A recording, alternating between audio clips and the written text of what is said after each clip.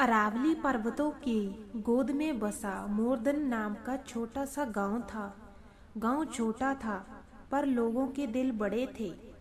खेतों के बीच पतली सी कच्ची सड़क थी जिस पर सुबह सुबह दूध वाली गाय घंटियां बजाती गुजरती और बच्चे नींद भरी आंखों में स्कूल की तैयारी करते दिखाई देते। इसी गांव के शोर पर एक टूटे फूटे झोंपड़े में रहता था धवल, एक गरीब पर बेहद ईमानदार युवक। उसका कद लंबा था, चेहरे पर मेहनत की कठोरता झलकती थी और आंखों में सपनों का अथाह सागर। धवल के माता पिता बचपन में ही चल बसे थे और अब उसके पास बस वही झोंपड़ी, थोड़ी सी बंजर जमीन, एक पुरानी कुदाल और एक बकरी थी। बकरी का नाम था गौरी। गौरी कोई साधारण बकरी नहीं थी। वह बहुत शांत, बहुत प्यारी, सफ़ेद बादल सी मुलायम खाल वाली बड़ी झिलमिल आंखें वाली बकरी थी। गांव वाले कहा करते, अरे धवल, तेरी गौरी तो किसी रानी जैसी लगती है। धवल हंसते हुए कह देता, हाँ भाई, है तो राजकुमारी ही, बस बोल नहीं सकती। लेकिन उसे क्या पता था कि ये बात कहीं ना कहीं सच होने वाली है, क्योंकि गौरी सचमुच साधारण नहीं थी। धवल रोज गांव के लोगों के खेतों में मजदूरी करता। सुबह से शाम तक वह कुदाल चलाता, लकड़ी काटता, कुएं से पानी भरकर खेतों में देता। मेहनत करने में उसे कोई शर्म नहीं आती थी। उसका सपना था कि एक दिन वह अपनी जमीन को उपजाऊ बनाएगा और अच्छा सा घर बनाएगा जिसमें बारिश में पानी न टपके। पर जिंदगी हर मोड़ पर उसे परीक्षा देती रही। उस साल गांव में सूखा पड़ा था, बारिश बिल्कुल नहीं हुई। जिन खेतों में पहले हरे भरे पौधे लहराते थे, वहां अब सूखी धरती फटी फटी पड़ी थी। लोगों के घरों में अनाज कम था और पशुओं के लिए चारा ढूंढना कठिन हो रहा था। धवल भी परेशान था। गौरी को खिलाने के लिए उसे रोज दूर तक जाना पड़ता। कभी पहाड़ियों पर जाकर घास ढूंढता, कभी किसी खेत के किनारे थोड़ी बहुत चरी काट लाता। गांव में एक धनी किसान था, भीमराज, पैसे वाला पर दिल का कंजूस और घमंडी। वह अक्सर धवल को ताना मारता, अरे धवल, तेरी किस्मत में गरीबी ही लिखी है। मेहनत मजदूरी करता रहे पर अमीर नहीं बन पाएगा। धवल चुप रहता, अपने स्वाभिमान के साथ किसी से बहस नहीं करता। पर गांव में होने वाले हर मुसीबत का असर गरीबों पर ही सबसे ज्यादा होता। जब स्थिति और बिगड़ गई और चारा लगभग खत्म हो गया, तब धवल की आंखों में चिंता साफ दिखाई देने लगी। गौरी, अब क्या करूं? तुझे भूखा नहीं देख सकता, वह बकरी के सिर पर हाथ फेरते हुए कहता। गौरी बस अपनी नर्म आंखों से उसे देखती, मानो कह रही हो, चिंता मत कर, सब ठीक होगा। एक दिन धवल ने तय किया कि वह पहाड़ों के उस पार वाले जंगल में जाएगा जहां कभी कभार घास मिल जाती थी। गांव के लोग उस जंगल में कम ही जाते थे, क्योंकि कहते थे कि वहां पुराने समय से साधुओं की तपस्या सथली है और रात को अजीब अजीब आवाजें सुनाई देती हैं। पर धवली की मजबूरी उसे डर से ऊपर ले गई।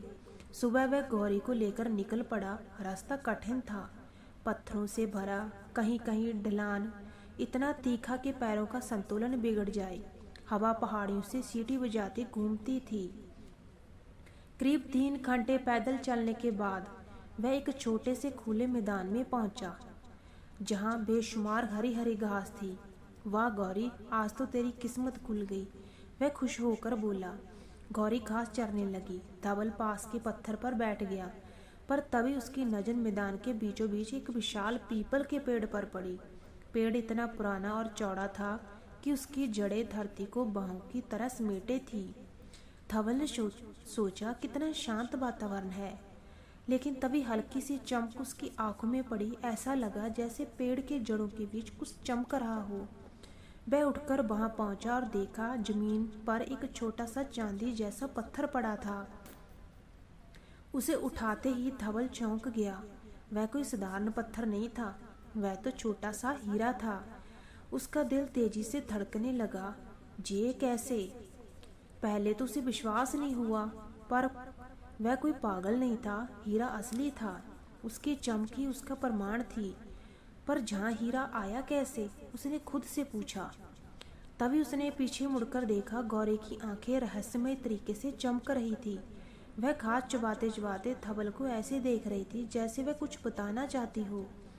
धवल हंस पड़ा। अरे पगली, तू भी क्या क्या सोचने पर मजबूर कर देती है। पर उसकी हंसी जल्द ही सच बनने वाली थी। शाम होने लगी तब धवल गौरी को लेकर घर लौट आया। रास्ते भर वह हीरे को देखता रहा। मन में खुशी और डर दोनों थे। अगर किसी को पता चल गया तो उन्होंने हीरा घर में एक मिट्टी के बर्तन में छुपा दिया। उस रात जब वह गौरी को फूसा डाल रहा था, अचानक गौरी धीरे धीरे मिमियाई और उसने मुंह से एक छोटी सी सफेद चमक निकली और जमीन पर गिर पड़ी। धवल की आंखें फटी रह गई। वह धीरे धीरे आगे बढ़ा और उसने देखा, उसकी सांसें रुक गई। गौरी के मुंह में हीरा गिरा था, एक बिल्कुल असली चमकदार हीरा। धवल के हाथ कांपने लगे। गौरी, जे कैसे?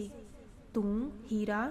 गौरी शांत खड़ी रही, मानो कोई दिव्य रहस्य उसकी आंखों के पीछे छिपा था। धवल को समझ नहीं आया कि खुशी मनाए या डर जाए। आखिर बकरी हीरे क्यों दे रही थी? क्या ये किसी देवता का वरदान था? क्या ये किसी मुसीबत की शुरुआत थी?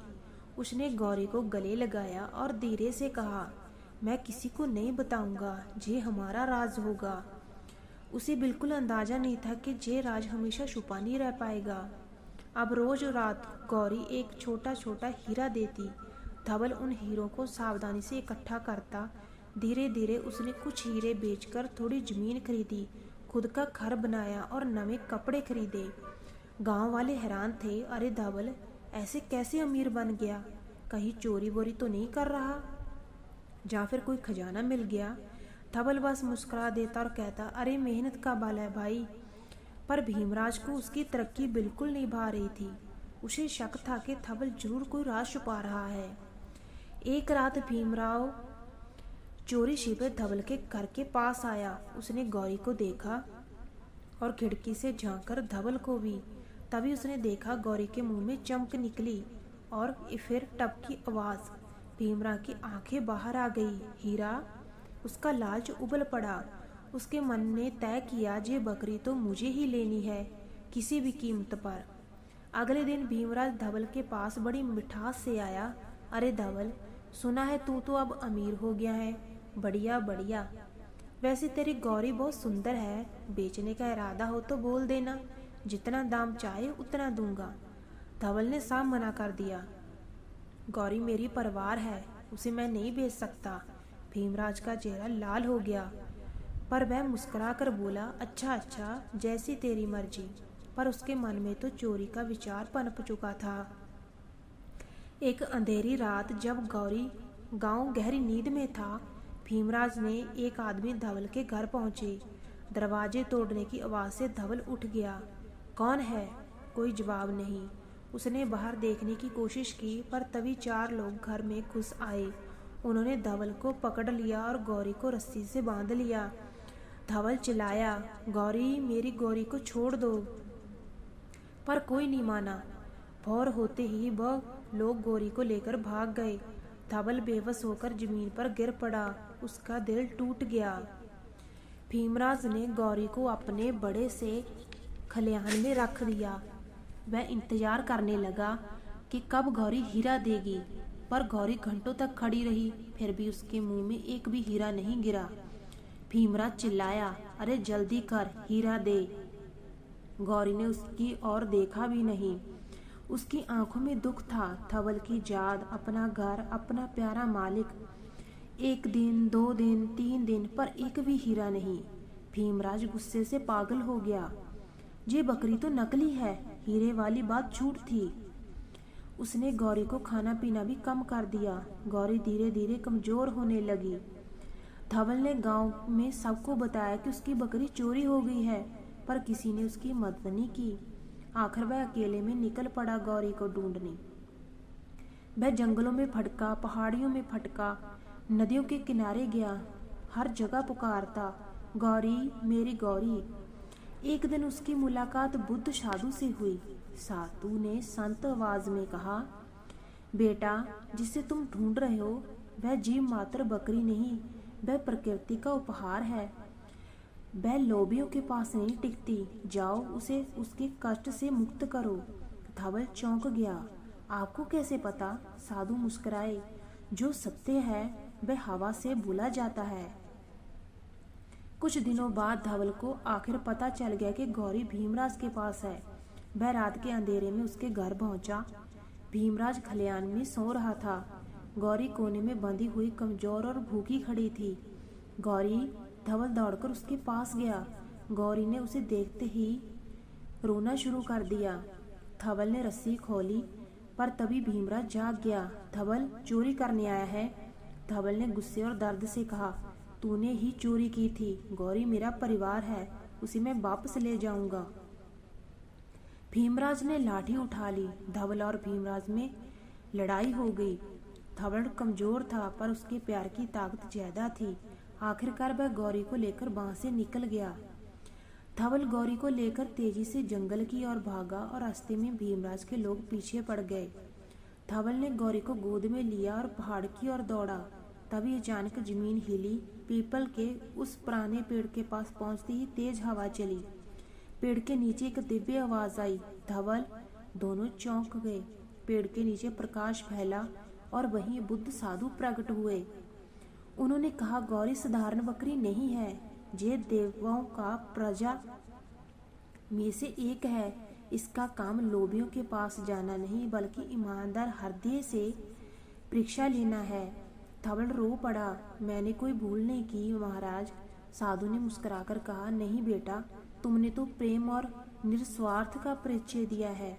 अब समय है कि उसका फल तुम्हें मिले। साधु ने अपना हाथ गौरी पर रखा। गौरी अचानक चमकने लगी। उसकी खाल में सुनहरी रोशनी फैल गई। फिर उसके शरीर में 5 बड़े बड़े हीरे निकले, जितने की कीमत किसी राजा के खजाने की बराबर हो सकती थी। साधु बोले, ये अंतिम उपहार है। आगे गौरी किसी और को हीरा नहीं देगी, क्योंकि उसका उद्देश्य पूरा हो चुका है। धवल ने गौरी को गले लगाया। मेरे लिए तो सबसे बड़ी दौलत है। साधु मुस्कुराए। याद रखना, धन जितना हो, मन निर्मल रहना चाहिए। लोभ विनाश लाता है। इतना कहकर साधु प्रकाश में विलीन हो गए। धवल गांव लौटा। उसने 5 हीरों से 2 हीरों को बेचकर गांव के लिए एक बड़ा सा कुआं और पानी का टैंक बनवाया, ताकि सूखा पड़ने पर गांव वाले परेशान न हो। बाकी 3 हीरों से उन्होंने खेतों में सिंचाई का काम किया, गायें भैंसें खरीदी, गांव के लिए स्कूल बनवाया। गांव वाले कहते, धवल जैसा इंसान दुनिया में कम होता है। गौरी अब बूढ़ी होने लगी थी, पर धवल उसे माँ की तरह रखता। वह दोनों फिर से पुराने घर में ही नहीं रहते थे, पर उसके दिल में वही 2 कमरे थे, प्यार और भरोसा। भीमराज को अपनी गलती की इतनी शर्म आई कि वह खुद को धवल के पास आया और माफी मांगी। धवल ने उसे माफ कर दिया और कहा, लालच कामयाबी की नहीं, बर्बादी की राह है। कहानी सिर्फ हीरे देने वाली बकरी की नहीं, बल्कि मानव हृदय की परीक्षा की कहानी है। गौरी ने हीरे सिर्फ उसी को दिए जिसका हृदय साफ था। धवल ने साबित किया कि प्रेम, ईमानदारी और त्याग हमेशा जीतते हैं, और ये असली हीरे हैं जो कभी खत्म नहीं होते। लोभ किसी का भला नहीं करता, सच्चा प्रेम चमत्कार करता है। धन से ज्यादा कीमती है चरित्र। किस्मत मेहनत और ईमानदारी से बदलती है। अगर जी आपको कहानी अच्छी लगी तो इस कहानी को लाइक और शेयर और हमारे चैनल को सब्सक्राइब जरूर कीजिए।